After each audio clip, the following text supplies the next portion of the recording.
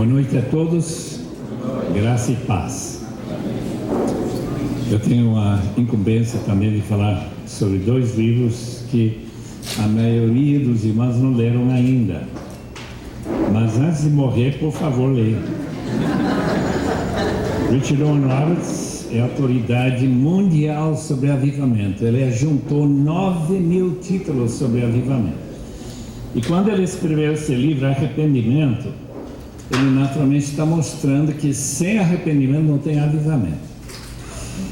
Ele é muito capaz em destrinchar os textos bíblicos que tratam sobre a absoluta necessidade de se arrepender para ser salvo. Eu gostei muito desse livro, li recentemente Plantador de Igreja. Eu não sei se esse título chama atenção suficiente. Realmente, este irmão, Darren Patrick, é uma capacidade em termos de entender como é importante a pessoa que trabalha com a igreja. Não somente plantar, mas mantém a igreja. Tomem a mensagem e a missão. Durante esses 3 dias, estamos falando sobre como você se torna aquilo que você adora. Então, ele está desenvolvendo de uma maneira bem profunda, em toda a Bíblia, até o livro de Apocalipse, como aquilo que a gente adora, aquilo que é realmente importante na sua vida, uma importância acima de Deus, vai reformar sua vida, a imagem daquele que você adora. Eu gostaria de abrir a Bíblia para um texto que os irmãos devem ter já pregado, se são pregadores, ou pelo menos lido várias vezes, em João capítulo 12. João 12.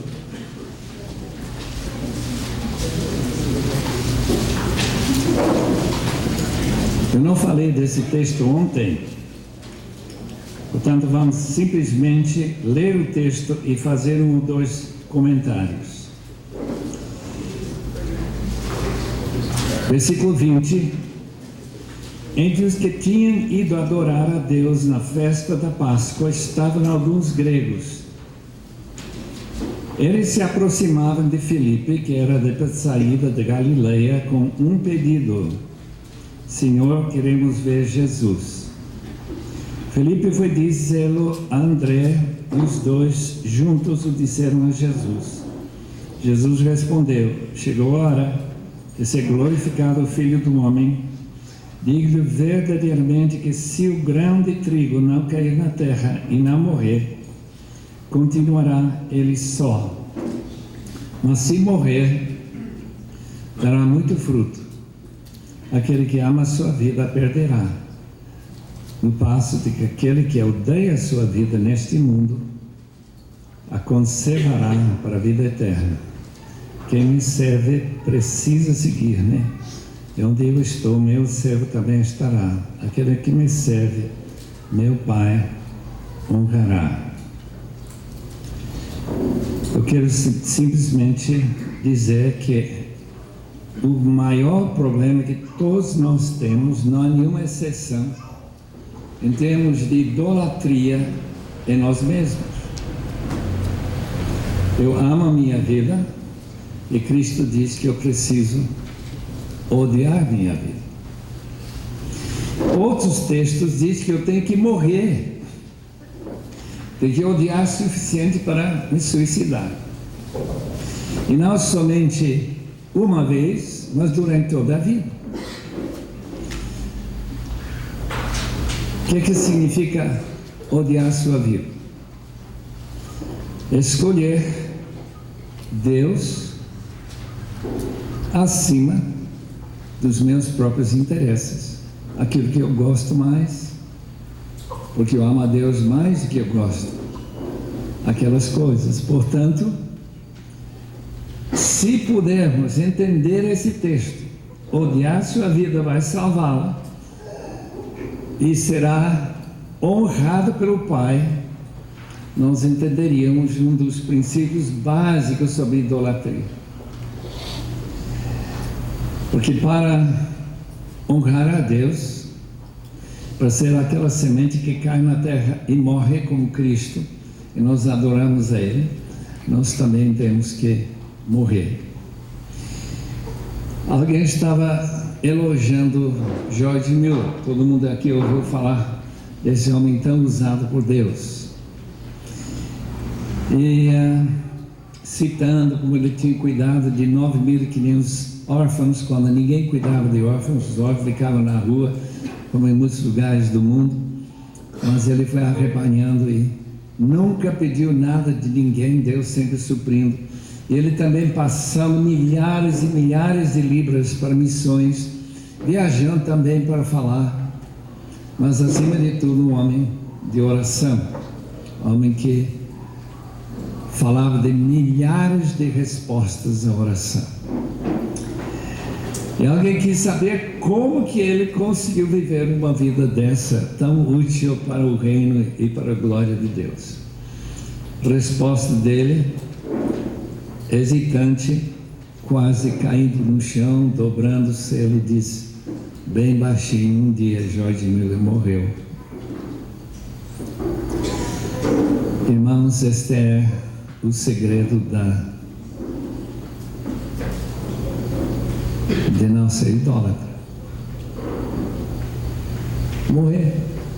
Você não adora um cadáver, pelo menos eu não adoro. Você não chega a um túmulo e começar a se curvar diante daquele túmulo.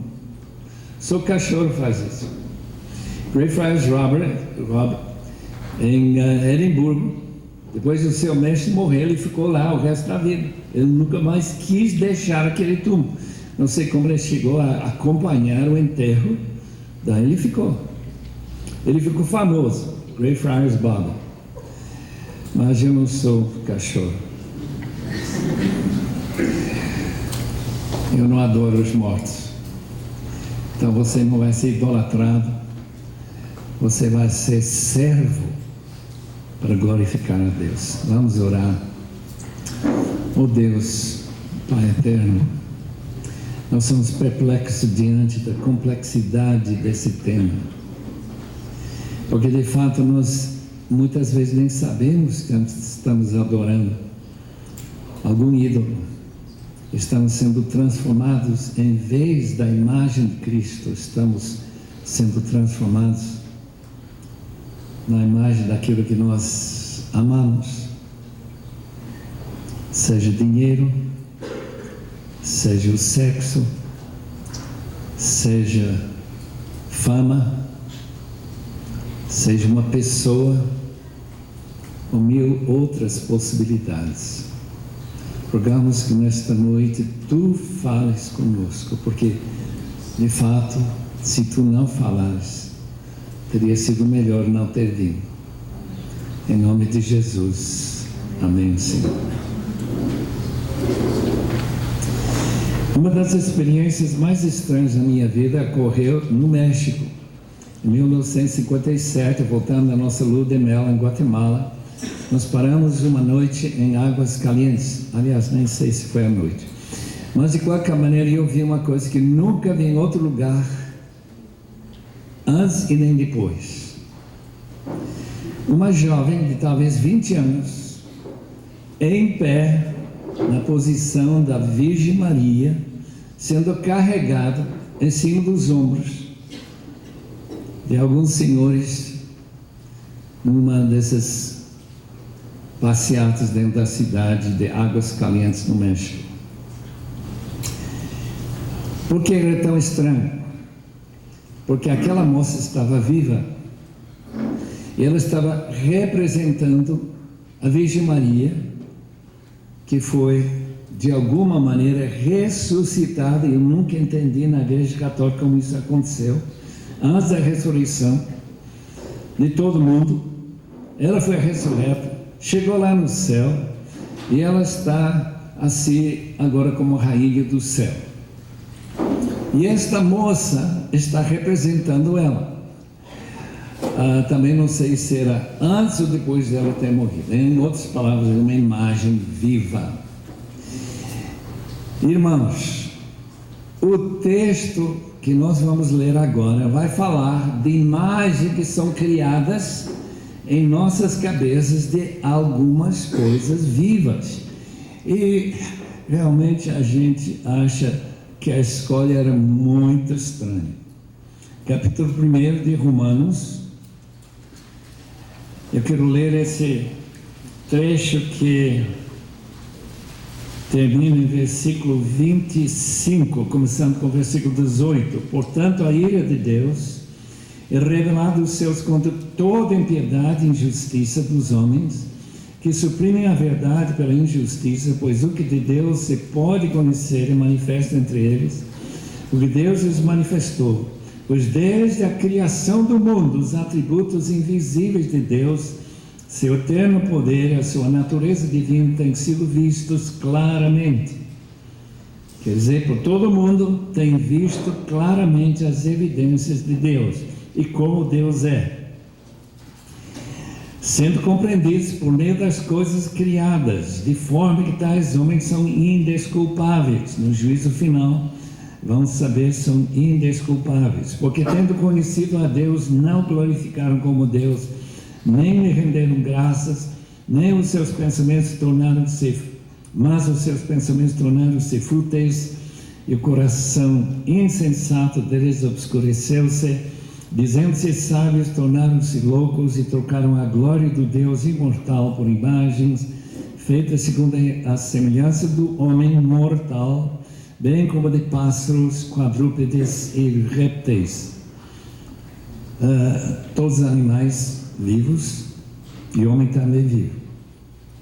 Então eles pegam a vitalidade desse bicho, um quadrúpede, um réptil, crocodilo talvez, e dizem: Deus é assim. O texto diz que isso provoca a ira de Deus. Os irmãos sabem que Deus tem emoções, e várias vezes na Bíblia nós descobrimos que Ele é irado. E quando Deus se ira, Ele está planejando algum castigo. E o castigo que este falta de reconhecer a grandeza de Deus, sua santidade, sua natureza santa e sua gloriosa pessoa, eles fizeram alguma coisa dizendo: isso é Deus, que não tinha glória nenhuma. E isso irrita Deus demais.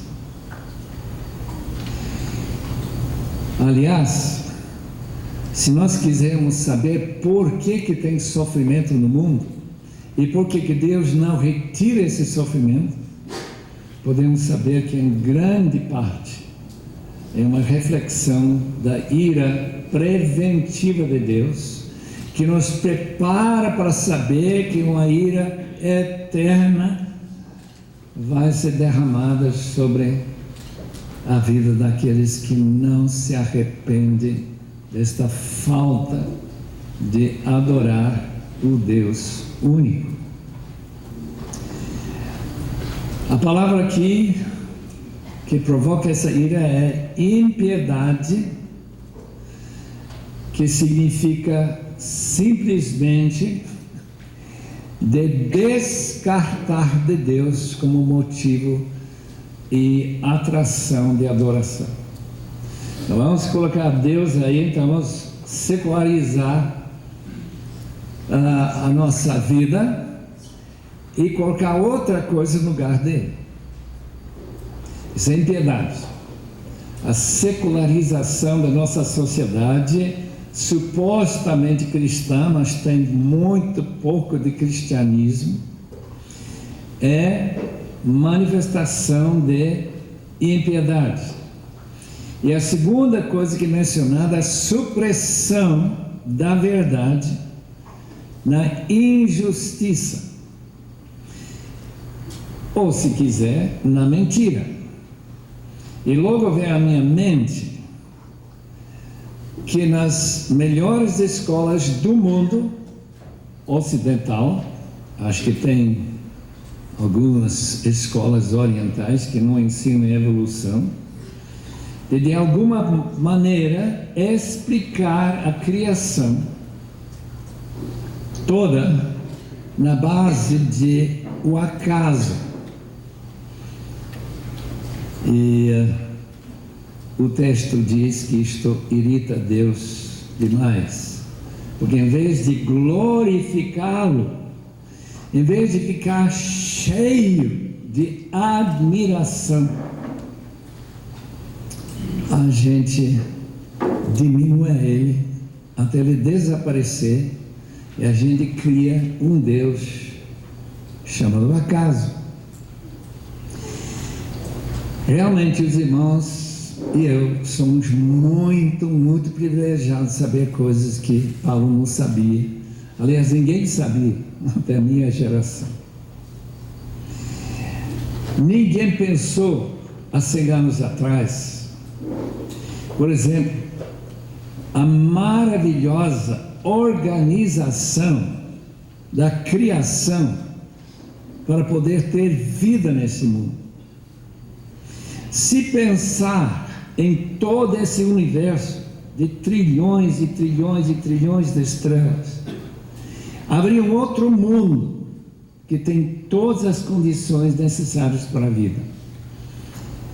E a resposta seria bem, mas muito improvável. Tantas coisas têm que estar certas para que a vida existisse nesse mundo. Precisava de alguém planejar com super inteligência. Não somente isso, a própria criação em si, a própria ideia de vida, é algo que é impossível de imaginar. Até um pouco mais de 100 anos atrás, antes da descoberta que vida não se podia criar de nenhuma maneira, senão de outra vida. Vida cria vida, mas uma pedra não cria vida, um poço de química não cria vida. E com toda a inteligência que nós temos, ninguém ainda é próximo à possibilidade de criar uma só célula viva, muito menos que uma célula que se dividisse e criasse uma pessoa com trilhões de células. Deus é tão tremendo, e o texto diz que a pessoa, qualquer inteligência, poderia ver que Deus é tão tremendo que nós devemos glorificá-lo. Imagina o seu corpo. Esse corpo seu tem alguns tubos, às vezes chamados de vasos, né, que conduzem o sangue para uns 30 trilhões de células. E esse sangue tem meios de transporte tão criativos que quando chega numa célula, elas despejam o que a célula precisa. Precisa de combustível, precisa de oxigênio, precisa de enzimas, precisa de não sei quantas outras coisas que precisa para poder continuar vivendo e funcionando.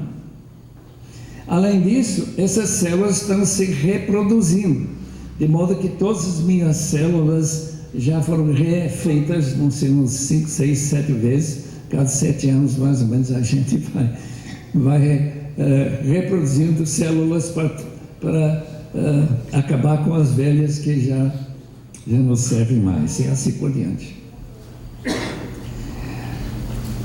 Os irmãos têm uma ideia? Se juntar todos aqueles tubos fininhos do seu corpo, até onde chegaria? 150 mil quilômetros. um corpo que está sentado na minha frente.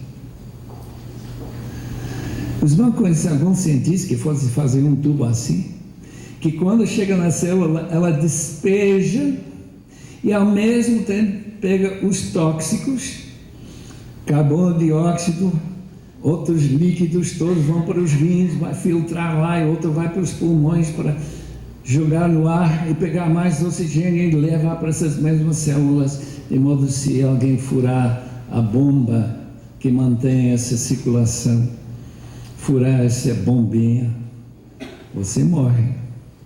Dentro de 2, 3 minutos você está morto. Por quê? Porque para de circular nesses tubos todos, esses vasos sanguíneos. Mas Deus é o inventor do corpo humano. Mas isso não é nada em comparação com a invenção desse cérebro, de inventar sua consciência de poder saber instintivamente certo e errado. A gente não tem que falar para a criança o que está certo e errado, o que é mentira, o que não é mentira, que mentira é prejudicial. Todas as leis de Deus precisam ser guardadas também. A gente aprende que tem certas leis que não perdoam. Nós tivemos um rapaz que pulou de um dos prédios mais altos de São Paulo, e quando a polícia ligou para dizer que seu filho está aqui morto, né? Imagina que ele, que era muito crente, né?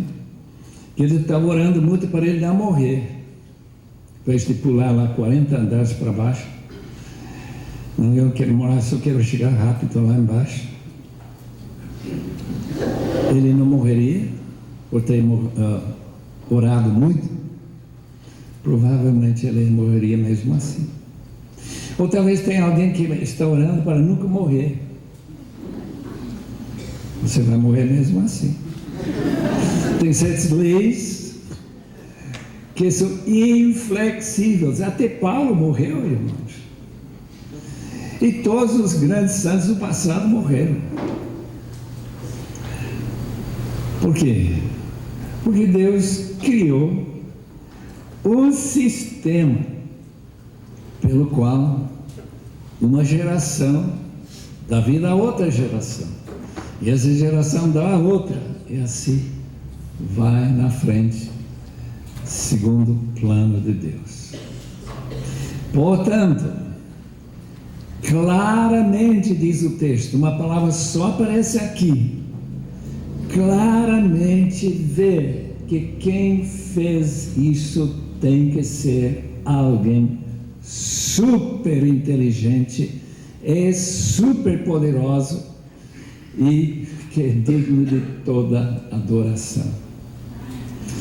Quando eu era criança, meu pai gostava de mostrar as estrelas para mim, os planetas. Tinha um pequeno telescópio lá na Bolívia, era ar muito claro, muito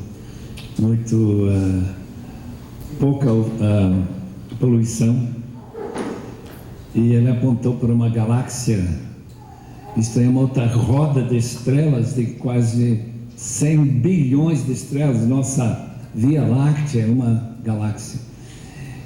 E a gente tenta imaginar, eu não tinha a mínima ideia de que essas estrelas, cada uma delas na média são 1 milhão de vezes maior do que nosso mundo, que não é tão pequenino assim. Imagina esse Sol, 150 milhões de quilômetros distante de nós, e nossa galáxia, 100 mil anos-luz de diâmetro, com 100 e mais, 120, 30 bilhões de estrelas. E essa galáxia Andrômeda, que dá para ver com olho nu, quando o ar está bem limpo. E agora com Hubble, isso durante a minha vida, sabemos que tem centenas de milhares de galáxias nesse universo. E quem fez isso? Quem colocou toda essa energia dentro desse Sol que está jogando energia para o universo, inclusive Anápolis? Na quantidade de 200 mil bombas atômicas a explodir a cada segundo. E nesse último minuto, o Sol, que já está brilhando no outro lado do mundo, despejasse 12 milhões de bombas atômicas. E uma pequenina fração chegou para nosso mundo inteiro. E esquenta toda a gente, mantém vida aqui nesse mundo.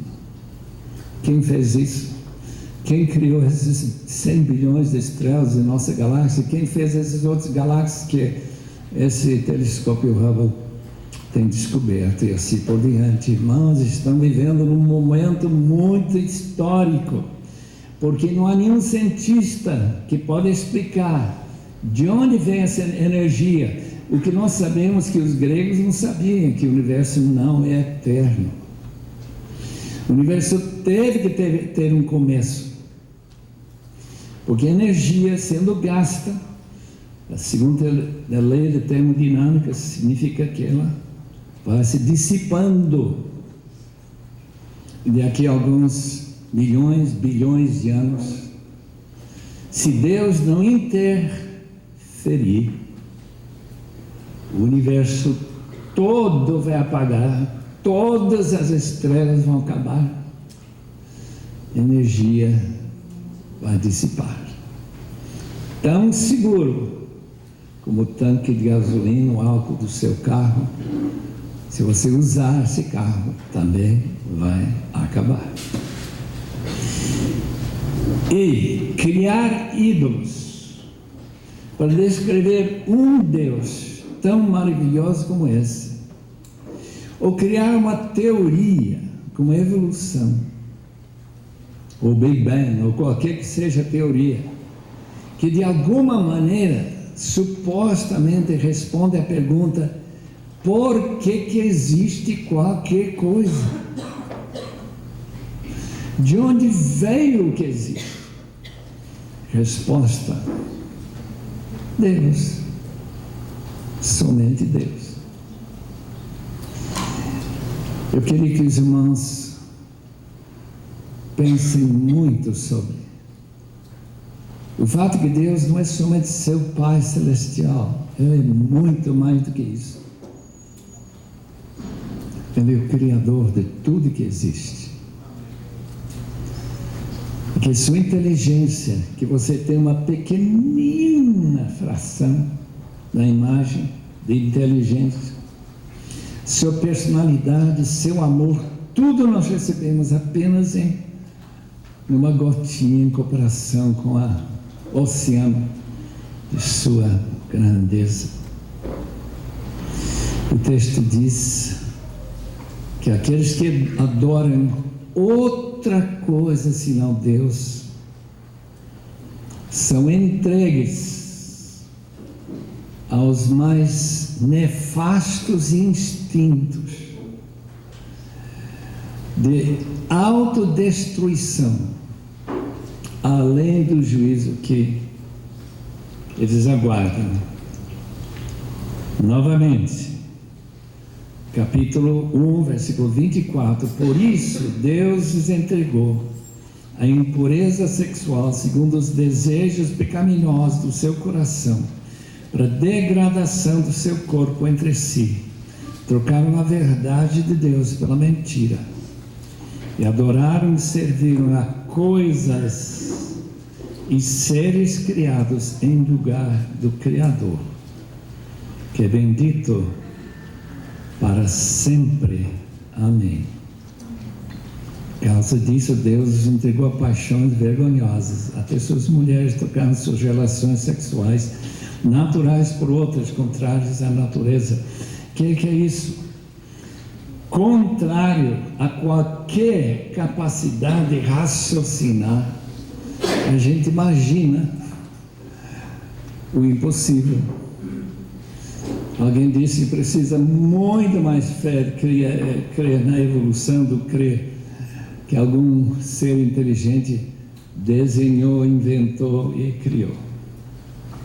Mas o que me chama bastante atenção, nesta mesma noite eu falei com a minha esposa, ela contou, estava com alguém ontem que contou de sua sobrinha, que está casada com uma mulher, e que ela tem um filho, imagina um filho, através de um advogado que deu um espermatozoide para ela ficar engravidada, e deu luz a um filho que agora tem 9 anos. E eles juraram que não ia falar quem era o pai dele. Aqui estão 2 mulheres casadas, imagine. É isso que esse texto chama de uma vergonhosa relacionamento. Por quê? Porque é totalmente contrário à ideia que Deus tem para a sua criação. É contrário ao próprio Criador. Uma realidade irônica é que quem supriu a possibilidade de engravidar aquela mulher ama esse filho.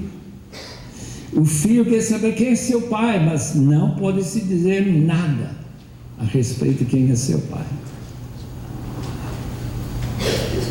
Oh, meus irmãos, a situação no nosso mundo é além de compreensão,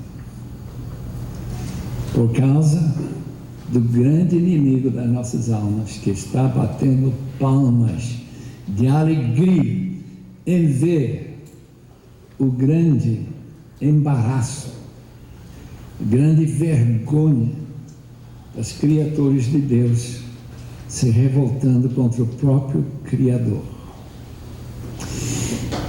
Idolatria é isso. Idolatria é dizer: Senhor, eu não vou seguir a linha racional que tu me deste para fazer a tua vontade. Interessante que Romanos 12, versículo 1, fala exatamente de culto racional. É uma recomendação, um apelo para os romanos de sacrificarem os seus corpos como sacrifício vivo, santo e agradável a Deus. E para, em consequência dessa adoração ao Deus real, verdadeiro, não se amoldar ao padrão deste mundo, mas transformarem-se pela renovação da sua mente, para que sejam capazes de experimentar e comprovar a boa, agradável e perfeita vontade de Deus. Eu quero dizer que não há nada tão importante nesse mundo do que descobrir e seguir a vontade de Deus. Isso é o caminho de alegria, caminho da vitória, caminho de, se quiser usar a palavra tão comum na religião de hoje, é próspero. Como diz o primeiro salmo, será próspera a sua vida e você vai eternamente se alegrar no fato que você adorou o Deus único, porque você não conformou-se com esse mundo em que os corpos, em vez de serem um sacrifício vivo e agradável a Deus, foram transformados em corpos que agem vergonhosamente. Portanto, a tese de Dr. Bill nesse livro é justamente que a adoração sem falta vai criar na sua própria imagem aquilo que você adora. Agora vamos para um outro texto importante, 1 Coríntios capítulo 3.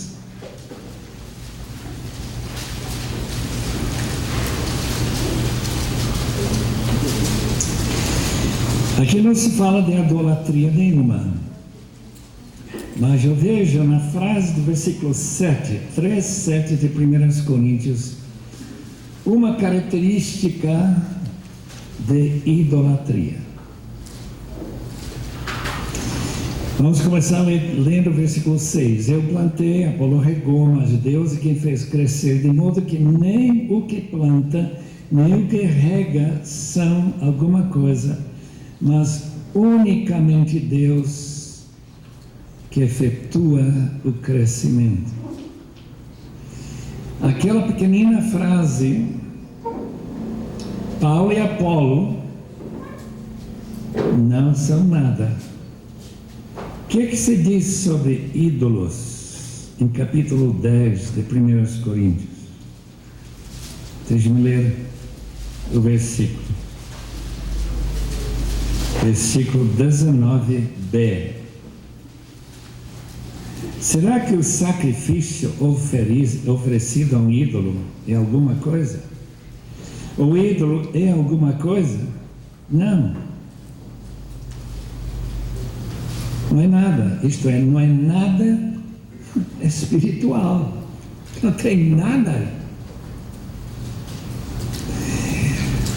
Se irmãos entrarem numa igreja católica cheia de ídolos, lá em Salvador, Bahia ainda tem, né?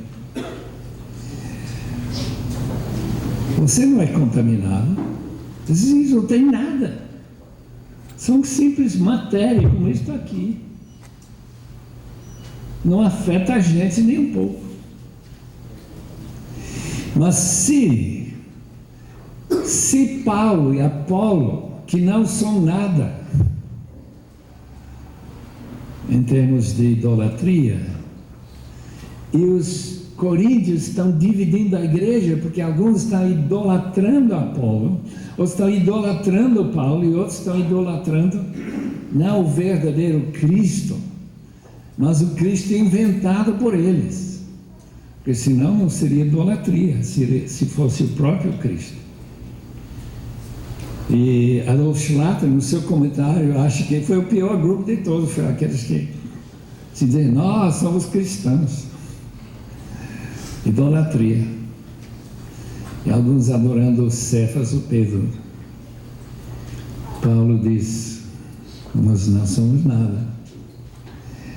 Os irmãos que acham que são alguma coisa, então, novamente não esqueçam que é a morte, a crucificação. Eu estou crucificado com Cristo. Essa palavra significa eu ainda estou crucificado. Eu sou apenas algo que merece desprezo.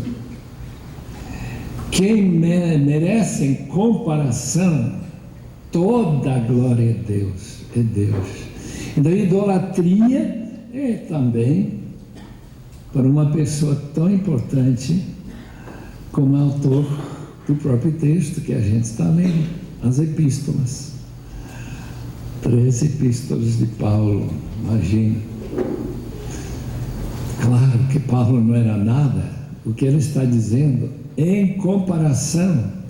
E pelo fato que, como ele falou para os Coríntios, capítulo 4, o que vocês têm que não receberam? E se receberam de graça, por que vocês se orgulham em ter alguma coisa que vocês não ganharam de graça da parte do Senhor Jesus?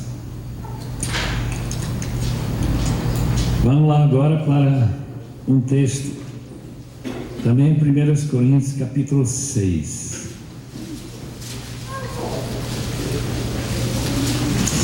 Quero ler, começando com o versículo 15. E chegar no versículo 20. 1 Coríntios 6, 15 a 20. Vocês não sabem que os seus corpos são membros de Cristo. Tomarei eu os membros de Cristo e os unirei a uma prostituta? De maneira nenhuma. Vocês não sabem que aquele que se une a uma prostituta é um corpo com ela. Pois como está escrito, os dois serão uma só carne. mas aquele que se une ao Senhor e um espírito com Ele. Fujam da imoralidade sexual, todos os outros pecados que alguém comete, fora do corpo os comete, mas quem peca sexualmente peca contra o seu próprio corpo. Acaso não sabem que o corpo de vocês, note bem que a palavra você está no plural e o corpo é singular, o corpo de todos vocês é santuário do Espírito Santo que habita em vocês, que lhes foi dado por Deus, e que vocês não são de si mesmos, vocês foram comprados por alto preço, portanto glorifiquem a Deus com seu próprio corpo. O que é importante nesse texto é essa referência de que prostituição e imoralidade sexual de alguma maneira cria uma associação, uma participação de um corpo com o suposto crente e a prostituta. E que isso contamina o próprio templo do Espírito Santo, não apenas individualmente, mas como um todo.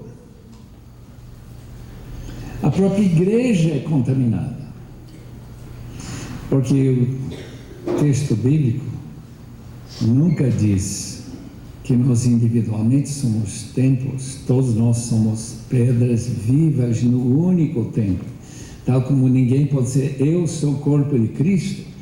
A palavra corpo de Cristo, como nós vimos ontem, João 2, e o templo são termos sinônimos, significa a mesma coisa.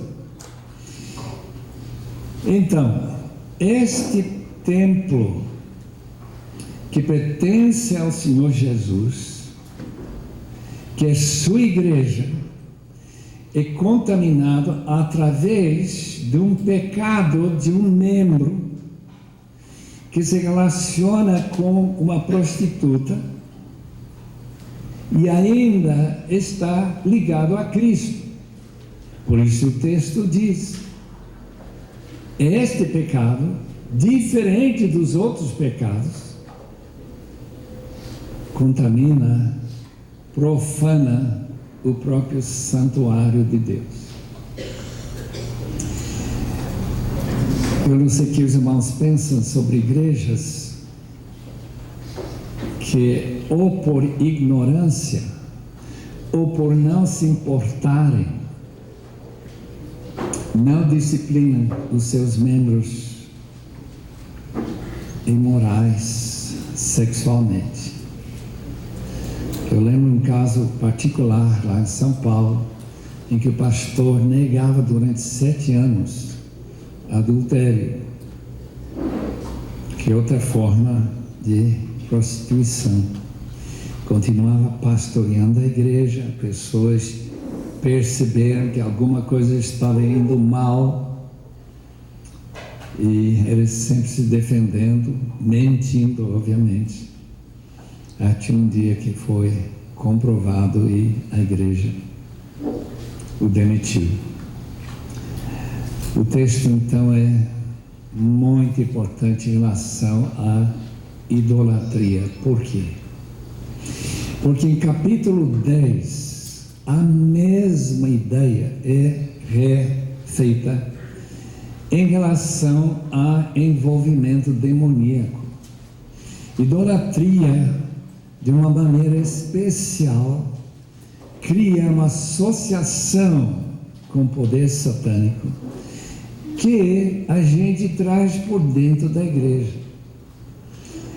E o resultado não é uma contaminação como qualquer pecado pode ser, uma mentira.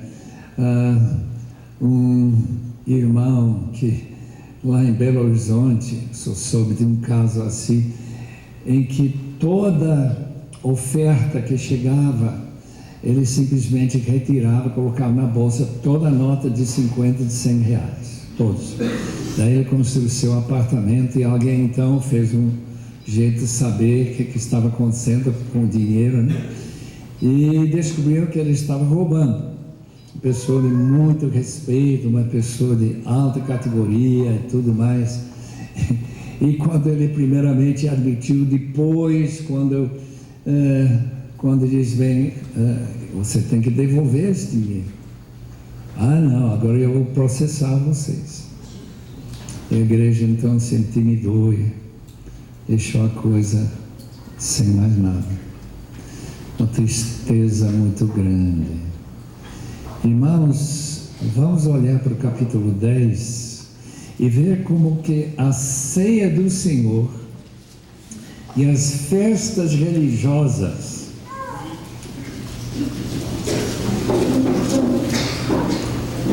lá em Corinto, o texto começa exatamente usando uma linguagem quase igual a capítulo 6. Fuja da idolatria, versículo 14. Eu estou falando a pessoas sensatas, julguem vocês mesmos o que eu estou dizendo. Não é verdade que o cálice da bênção que abençoamos é uma participação no sangue de Cristo? Sublinhem a palavra participação, a palavra koinonia. E que o pão que partimos é uma participação, koinonia, no corpo de Cristo. Como já há somente um pão, nós que somos muitos, somos um só corpo, pois todos participamos de um único pão. Considera o povo de Israel, os que comem do sacrifício não participam do altar. Portanto, o que estou querendo dizer? Será que o sacrifício oferecido a um ídolo é alguma coisa? Não, o ídolo é nada. Quero dizer que o que os pagãos sacrificam é oferecido aos demônios e não a Deus. E não quero que vocês tenham comunhão com os demônios. Vocês não podem beber do cálice do Senhor, do cálice dos demônios. Não podem participar da mesa do Senhor e da mesa dos demônios. Porventura provocaremos a ciúme do Senhor. O ciúme do Senhor, somos mais fortes do que Ele. Esse texto mostra o cerne tanto do significado da ceia, como também de idolatria. Idolatria não é passar na frente ou ter um ídolo, como nós temos em São Paulo, atrás da nossa casa. Pertinho, apenas uns metros lá, quando eu estou tendo minha hora devocional, eu estou vendo lá uma Virgem Maria lá em cima. Não faz diferença nenhuma para mim. Eu não sou contaminado por aproximação dessa imagem. O que é a imagem? Nada. Mas uma vez que pão e vinho são tomados no contexto de cultuar ao Deus único, ou quando aqueles pagãos fazem suas festas para cultuar um daqueles ídolos, a coisa se transforma totalmente.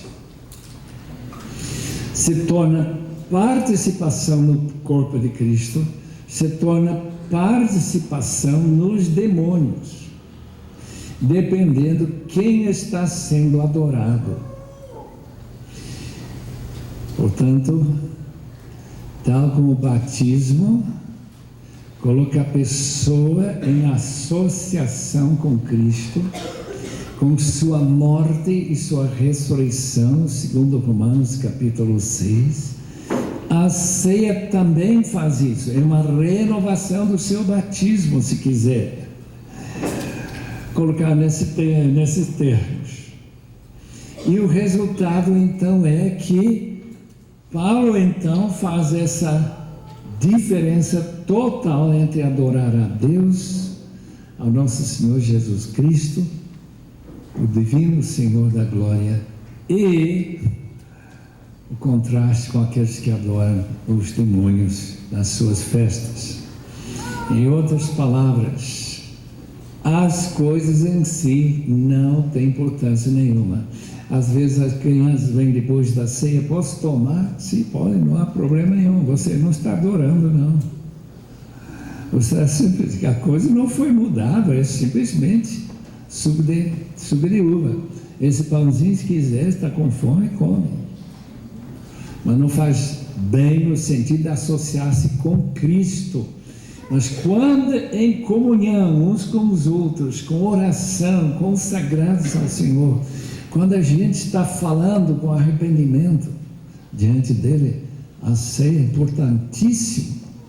Porque, como diz esse texto, nós que somos um pão, somos transformados num corpo através disso, porque estamos mais que simbolicamente, através da adoração, estamos realmente reconhecendo que somos um corpo em Cristo. Voltando para o texto de capítulo 6, prostituição. Prostituição é a associação, se torna um corpo com ela. Mas quem se associa a Cristo é um espírito com ele, com Jesus. Em outras palavras, ele é englobado dentro dessa unidade do Espírito de Cristo, também está associado com o nosso espírito. De maneira que a igreja faça tudo para manter o único espírito da sua igreja. Diz assim, Efésios capítulo 4, versículo 3. Portanto, em idolatria, em adoração ao Deus único, tem comparações ou contrastes, se quiser, muito fortes e importantíssimos. O tempo está acabando, portanto eu vou falar rapidinho.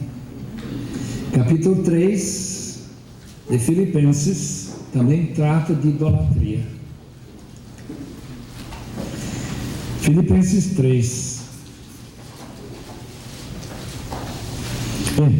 Efésios 5 também fala, eu não quero deixar de lado, mas já mencionamos. Efésios 5:5, porque vocês podem estar certos disso, nenhum imoral, impuro, ganancioso, que é idólatra, tem herança no reino de Cristo. Esse versículo é repetido em Colossenses, mas eu quero simplesmente chamar sua atenção para um texto que parece difícil de entender. Começando com o capítulo 3, versículo 17. Irmãos, sigam unidos o meu exemplo e observem os que vivem de acordo com o padrão que lhes apresentamos. Pois, como já lhes disse repetidas vezes, e agora repito com lágrimas, há muitos que vivem como inimigos da cruz de Cristo. O destino deles é a perdição. O seu Deus, seu ídolo, é o estômago. E eles têm orgulho do que é vergonhoso. Só pensa nas coisas terrenas. A nossa cidadania, porém, está nos céus, de onde esperamos ansiosamente o Senhor, o Salvador, Jesus Cristo. Não acha estranho esse texto? Pessoas que adoram o seu estômago. É o seu Deus. Tem duas possibilidades. Uma me parece mais convincente do que outra. Primeiro, aquela menos convincente. Os filipenses eram romanos, era uma colônia romana longe de Roma. Todos os cidadãos que conseguiram um pedacinho de terra, casa, tudo isso de Filipos, em pagamento por ter lutado do lado de o famoso imperador Augustus e vencido Antônio, lá na Macedônia. Então quem vai para lá vai ver, por exemplo, aqueles DVDs que fizemos lá de Atos, vai ver como que é Filipos hoje. Então, todos cidadãos. Os romanos deram muita atenção à comida, e eles tinham uma prática em suas celebrações, como tem na América, dia de gratidão, de graça, que a gente come demais. E coisas muito gostosas. Eu vou dizer, se puder chegar lá na América e se convidar para uma família para comer naquele dia, quinta-feira, última quinta-feira de novembro, vocês vão receber uma festa. Mas espero que não chegue ao extremo dos romanos, que comiam tanto que eles vomitaram para comer tudo de novo. Isso é uma idolatria do estômago. É uma possibilidade. Eu acho muito estranha também a sugestão, né? Que Paulo estava chorando por causa dessa prática. Me parece, pelo contexto, que não é a melhor explicação para esse texto. Volte para capítulo 3, versículo 3. E nós encontramos aqui outra solução. Pois nós é que somos a circuncisão. Nós que adoramos pelo Espírito de Deus e nos gloriamos em Cristo Jesus e não temos confiança alguma na carne. Embora eu mesmo tivesse razões para ter confiança. Quem são essas pessoas? Versículo 2, chamado de cães. Cuidado com esses que praticam mal. Cuidado com a falsa circuncisão.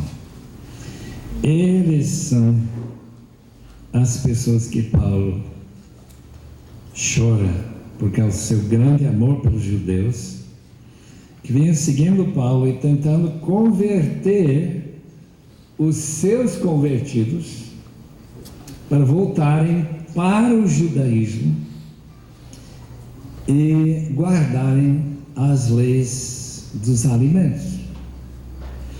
Então, guardar os alimentos e guardando a ideia da circuncisão, que já foi decidido lá no Concílio de Jerusalém, no ano 49, voltar para esse tipo de vida, e que Paulo chama de, então, ter um Deus no seu estômago, por causa de pensar que se você colocar certas coisas naquele estômago, você será salvo por isso. Havia outras pessoas que nós encontramos, por exemplo, em 1 Timóteo capítulo 4, que também tinha essa ideia, em Colossenses também. Não provar significa não tomar na boca, não comer. E 1 Timóteo 4, versículo 3, vai falando sobre essa prática contrária. São pessoas hipócritas, mentirosas, que têm a consciência cauterizada, que proíbem o casamento, consumo de alimentos que Deus criou para serem recebidos com ação de graças pelos que creem e conhecem a verdade, pois tudo que Deus criou é bom. Imagine, irmãos, vá para qualquer cultura do mundo, se eles comem, está bom. O missionário Rayburn esteve lá nos Camarões, e um dos irmãos chegou para ele e disse: vocês não estão guardando a Bíblia, não estão fazendo o que a Bíblia manda. Como que é isso? Nós obedecemos a Bíblia. Não, senhor. A Bíblia diz que a gente pode comer qualquer coisa, e você não come. O que é isso, meu irmão? Nós comemos tudo. Ele tirou a tampa de uma panelinha que ele trouxe, cheia de lagartos vivos. Aquele missionário foi chamar lá dentro, jogou na boca e engoliu tudo. Para mostrar o quê? Que ele não é um desses falsos mestres que proíbem comer tudo que Deus criou para ser comido. Claro, eu não imaginava que lagartos devem ser comidos, mas esse povo come. E eu recebi uma carta lá de Papua Nova Guiné, uma vez um missionário que diz: aqui o povo come tudo que anda sozinho. Nessa noite, se você vê uma barata, pega lá. Tem proteína. Vamos orar, depois as suas perguntas. Oh glorioso Deus, Tu és grande, bondoso, amoroso, muito além de nossa compreensão, habilidade de dignamente Te adorar. Oh Deus, rogamos que nós possamos ser servos que morrem por esse amor a nós mesmos e colocam Deus realmente no trono da vida. Muito obrigado por cada aluno, cada pessoa que se prepara para dirigir e para instruir outros no bom caminho da fé. Oh Deus, enche todas as vidas do Teu Espírito Santo, para que Tu sejas glorificado através dele até Cristo voltar. Em nome de Jesus. Amém, Senhor. Amém.